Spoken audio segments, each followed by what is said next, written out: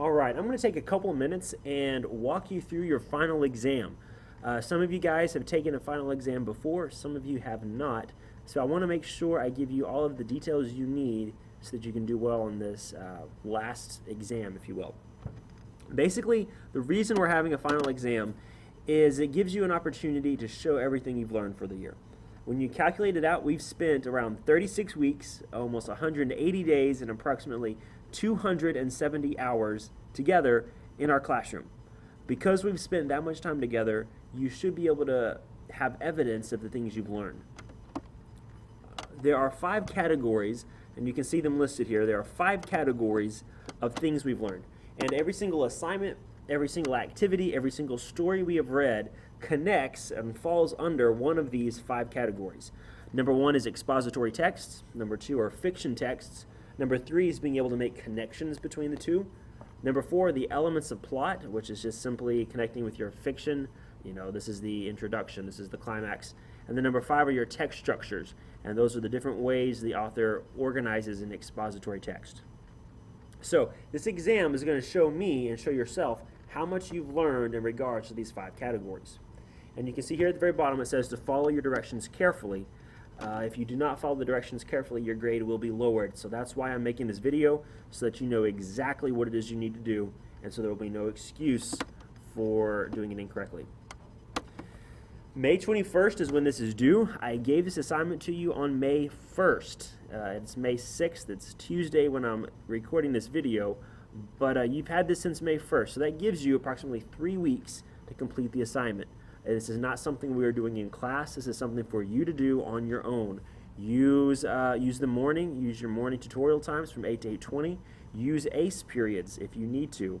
And then, of course, you can always work on it at the house. But it will be due May 21st. If you turn it in late, I will take off points. The paper says 10 points. You're going to need to make a correction of this. It's actually going to be 2 points. But if you turn it in after May 21st, you will lose 2 points a day. You have a week. Once May 28th hits, I will not accept it, even late. So if you try to turn it on May 29th, it's still going to be a 0 in your grade book, and it does count as 2 test grades. So make sure you do it correctly, and make sure you turn it in on time, because if you have 2 0 test grades in your grade book, you may not fail for the entire year, but you will most likely not pass the 6 weeks. All right, so what is it? Basically, you're going to be choosing a short story, and you're going to be finding an expository article that has a legitimate connection to the short story. And we've talked about connections before. Connections are simply how are 2 different texts alike? How are they similar? That's a connection. So you're going to choose a short story. You can find this short story in our literature books here at school. You can find your short story at the house. You can find it on the internet. As long as we have not read the short story in class, it's fair game. So let's say, for example, you choose a short story that is about a dog. All right? Maybe it's a Lassie short story, if you remember the old TV show Lassie. So you read your short story, and you can see here you're going to need to complete a plot map of the story. All right? We've used plot maps all year long. If you need a copy of one, I can get you one. Otherwise, you know the parts you need to complete a plot map. You need to give me the characters, you need to give me the settings, you need to give me the introduction, you need to give me the rising action, the climax, the falling action, and the resolution. I need all of those things so that I can know that you understand the fiction text. Remember, please, to use complete sentences. If you do not use complete sentences, you will lose points. All right? So, first thing, you're choosing a short story, and you're going to complete a plot map on that short story, which, hint, means you're actually going to have to read the entire story. Once you have chosen your short story, you're going to find an expository text. And remember, an expository text is simply a text that explains. It's nonfiction. So if you chose a short story about a dog, you are probably going to need to look up an article about dogs, a nonfiction article about dogs. So you're going to conduct some research to find that text. These few weeks we're in right now is when we're learning research. So this final exam is pulling in even what we're learning right now, your ability to research. So conduct some research, find your text, and as long as it actually connects to the story, it's okay. If you choose a nonfiction text from the internet that is about alligators when there is not a single alligator mentioned in your short story, then we've got a problem. They're not alike. They're not similar. They don't connect. Okay? Once you have found your expository text, you are going to read it, first of all, but you're also going to determine the text structure. Is it organized by sequence? Is it organized by cause and effect? Is it organized by problem and solution? Is it organized by comparing and contrasting something? Or is it just simply describing something? What text structure is used? How is it organized? All right? Remember to read carefully, choose the one that fits the best. Sometimes text will use more than one type of structure. I'm going for everything as a whole. Which one fits the best? So once you've chosen your short story, once you have researched and found a nonfiction article that connects with your fiction text, you're going to move, let me back up. Once you've determined the text structure, you're going to complete a graphic organizer for that text structure. And if you have forgotten what the compare and contrast graphic organizer looks like, then let me know. I can give you a handout of one. So fiction text, complete a plot map. Expository text, complete a text structure graphic organizer. All right? Now we're moving to the connections. Your two texts actually need to have things alike. They need to be similar in some way. You're going to need to find 3 connections. All right? You will write a short paper, and I have a template in here that I'm about to show you. Follow it exactly, and you will have no trouble writing your paper correctly. So I'm going to go ahead and move forward some to the template. And I encourage you here, use this sheet of paper. You have a copy of it. Use this as a template. Fill in the blanks right here. Once you have filled in all the blanks, then you can write it neatly on your own sheet of paper. But you can see here it says, I chose the short story, the name of your short story, all right, by, I'll need the name of the author, and the expository text, give me the name of it, and give me the author. There are 3 connections I've made between these 2 texts, and then you're going to give me those 3 connections. Simple, easy, done. The first connection I made, this is your second paragraph, the first connection I made was, give it to me, give me 3 sentences explaining how you made that connection. And as you can notice, you're going to walk through each of your 3 connections. And you're going to give a paragraph to each connection. If you have trouble with this, come talk to me. I will help you. But if you follow the directions here, if you just simply plug in the information that it asks for, you should have no trouble with this. Once you have completed it, then you're going to need to write it neatly on a sheet of paper. All right, we're almost done. So you have your short story and the plot map, you have your expository text and its text structure, you've written your connections paper, and the very last piece is going to be vocabulary.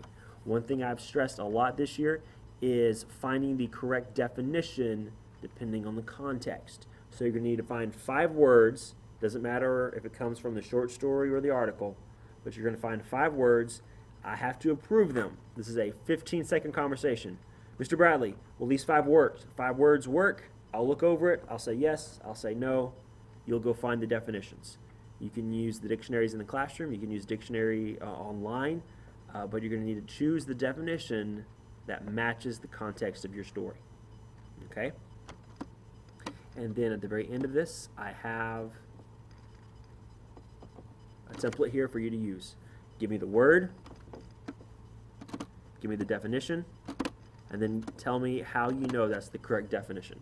Explain the context. All right? And there's room for 5 of them here. So what I'm going to do next is I'm going to walk you through really quick, how you are going to be graded. All right?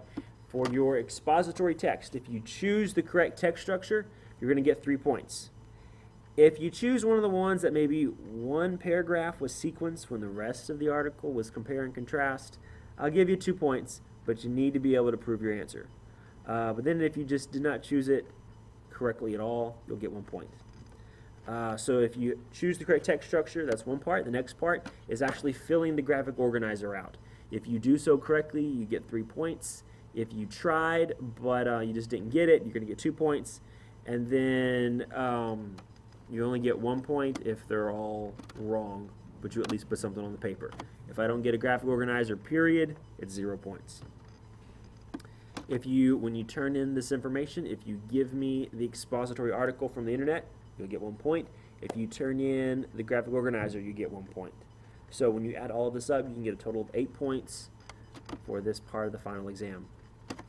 When it comes to your fiction text, if you complete your plot map correctly and entirely, you get 3 points. If you got some of it right, some of it wrong, I'll give you 2 points.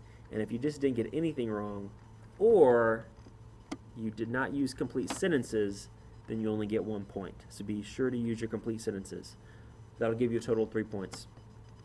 For the connection paper, if you completed it and you found 3 connections, you'll get 3 points. If you found 3 connections but did not complete the paper correctly, you're only going to get 2 points. If I can see you just barely wrote something down, if it was pencil whipped and you did not try to complete it correctly, or if you did not write it neatly, if you did not find 3 connections, or if it just flat out isn't finished, you're only going to get 1 point. All right? All right, for vocabulary, if you choose your 5 words and have them approved, you'll get 3 points. If you had 5 words approved but did not choose the correct answers, then it's only going to be 2 points. Or if you did not get them approved, it's only going to be 1 point. So it doesn't matter if you got the correct definitions or not. If you did not get them approved, it's only going to be 1 point. All right, so on May 21st or earlier, you're going to turn in this order your packet. The very first page is going to be a blank page with your name on it. So let me give you a quick example of what I mean by this. Grab your sheet of copy paper. In the very middle of the page,